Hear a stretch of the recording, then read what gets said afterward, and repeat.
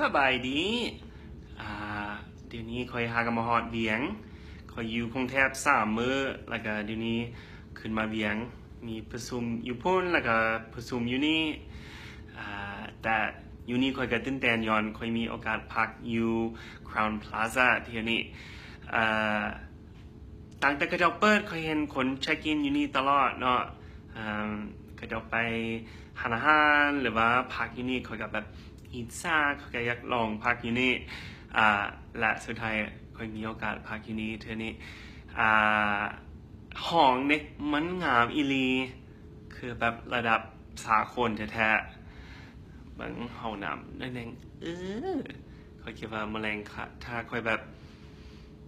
มีเวลาคอยซีอาบน้ำมีพุ่นอย่ารักไทยหุบคอยเด้อ คอยคิดว่า Crown Plaza เนี่ยจะเป็นบอนคักสำหรับ head staycation